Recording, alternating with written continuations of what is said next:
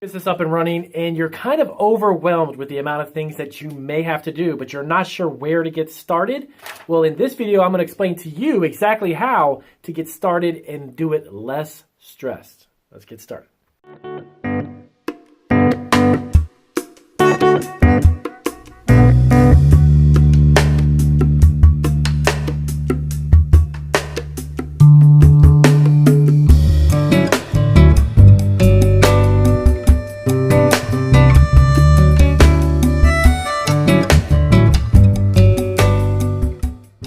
So as I mentioned in the introduction, I want to explain to you exactly how I actually got started and some of the steps that you can take from what I've learned and actually get going a little less stressed as you may be, because sometimes you may feel quite overwhelmed by the amount of things that you have to get done. And you're not sure exactly where to get started, and especially when you're starting a small business, you will never have all of the answers to all of the questions that you've got, and that's perfectly fine.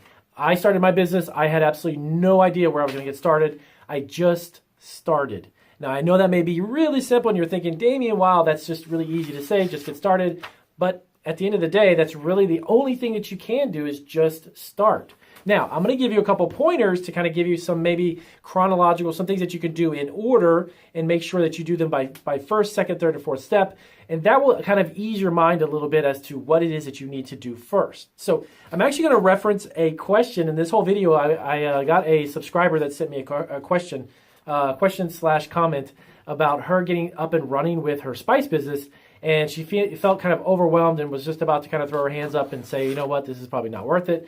But hang in there, it is definitely worth it. If you are looking to start your own business, and specifically a food business, it is definitely an endeavor I recommend you do. There's going to be a lot of learning along the way. So I'm going to explain to you exactly what I would do in this case. I'm going to take a little tidbit of her question that I've got here and then kind of cover that and give you some examples, some feedback of what I actually had to experience.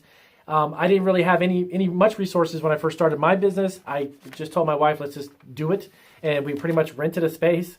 I kind of used a little bit of our 401k and some of our personal finances to do it. And then from there, we just kept the ball rolling, and it's now about 11 years or so into it, and we're doing very well. So really quick, so her business was a spice business, and she was looking to figure out where she could get it started, whether it would be from home or whether it would be like commercial kitchen or maybe get a co-packer. So here's some of the questions that she had. So the first off, the question she had about how much money does it take to start this type of business. To be honest with you, I can't gauge that for you. I can't give you a gauge as, it's going to be $50,000 or $60,000 or $2,000. And here's why. When you start your first food business, there's a lot of variables and factors that come into play with how much does it cost to start it. There is no one clear answer across the board because it depends a lot on where are you starting it. If you're going to do it from home, you're going to save yourself a lot of money, but there's a few restrictions and a few things that you can and can't do. Potentially where you can sell the product is a big limitation because you can't do a business online from home when you're making food in almost every state. There's a couple different states that have some laws on the books in regards to selling online, but they're very, very few. And also the type of foods that you can resell or make and sell online from your home are even more limited, okay? So for instance, if you're starting from home, that's going to save you a lot of money, right? Because you're not going to have to build a kitchen out to make your product. The other thing is that you have the opportunity to rent a commercial kitchen. Now, Damien, how much money does it cost to start a food business if I'm renting a commercial kitchen? Again, I couldn't give you an exact amount, but I can give you some criteria to understand about how you can figure out how much it will cost you. If you're renting a commercial kitchen, they rent them out by the hour. They rent them out by sometimes the day, maybe 3 or 4 hour lots. And on top of it, it depends on the type of kitchen. A commercial kitchen with just equipment is going to be a certain price. There's these new types of commercial kitchens that have opened up called incubators, where they have a lot of business advice, they have a lot of mentors, they have a lot of other resources. Those have a tendency to be a little more expensive. So it's really going to be dependent upon that as one of the biggest places. Our biggest questions is what place are you going to do it from? Okay, I personally would recommend starting from home because you don't have to invest in kitchens and equipment and all that. And there's quite a few items that you can actually make from home and sell at farmers markets and sell locally. And it's a really good place to do it without having to invest a lot. So number one, start as much as you can, start from home. Okay, the first thing I would do is come up with a product. I can't tell you how many clients, and I love working with my clients and I love giving them directions, but a lot of them have a first question right off the bat is, I ask them in my questionnaire is, do you have a product? And some of them actually do, and some of them don't. So the first kind of correspondence I give them is you need to figure out what it is that you want to make. Having the love and passion for cooking and making food, that is totally different than having a set recipe for a product that can be packaged and sold, okay? That's different. Cooking something that you want to get into catering, that's a whole other video. That's a whole other topic. But if you have a product and you're looking to make it, that's number one. Number two, finding out where you can make it, as I just mentioned, okay? You need to find out where would make the most sense for what you want to do. Specifically for her question, it's a spice business. Now, almost every state allows spices or rubs or mixtures of spices and spice blends to be made in your cottage food kitchen at home. I say almost all because every state is a little different, but most of the states that I'm aware of actually allow that because that's a non-potentially hazardous food product. Something that doesn't really spoil with temperature. It's not time sensitive. So dry rubs, the spice blends, and those types of things are great to start from home because it's a low overhead, low investment, and it's allowed in almost every single state, okay? So figure out what you want to make as far as the spice. So to answer her question directly, if you're looking to get into spice business, create a spice, maybe a line of spices, maybe 4 or 5 different types, or if you want to just stick with one, stick with one. That's perfectly fine. But create the product. Next up is figure out how you're going to package it, okay? And then remember, take it step by step. Don't get overwhelmed by everything that you think you have to get done in the same day. I've actually been there and done that, and I've got a million things every day that I do, operating 6 businesses and multiple YouTube channels and doing consulting and such. Your time is extremely valuable. It's the most valuable thing you ever have. So if you can figure out how to just take it easy, and remember, it's step-by-step processes, and those steps will build upon themselves, and your business will begin to grow, okay? After you figured out the product, then figure out how you're going to package it, okay? Is it going to be in a bag? Is it going to be in a container? You don't have to know exactly the size and everything, but just start writing down. Get a tablet. I recommend writing down, brainstorming some ideas about how your food product will be packaged, okay? Now, the next thing up in line is now, once you figure out where you're going to make it, which, again, do it from home, now you need to figure out what kind of licenses or permits that your county and city and the state possibly actually requires you to have in order to operate from your home. How do you find that out? Well, you can go to your local health department and ask them a question and tell them, hey, I'm looking to start a business from home. What kind of licenses do I need or permits do I need? And the other thing is that you may be in some states regulated by the USDA. Now, that's the Department of Agriculture. Every single state has satellite offices for that, and you can simply Google, like if you're in Los Angeles, California, you can Google Los Angeles, California, USDA office, get the phone number, and you call them and say, look, are you guys in charge of inspecting our state? When we have the cottage food law, do you guys do inspections, or does that fall under the health department?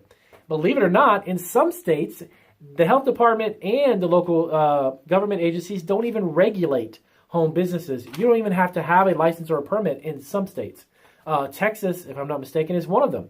Texas doesn't even have a law on the books that requires you to have it inspected or even regulated by a government agency.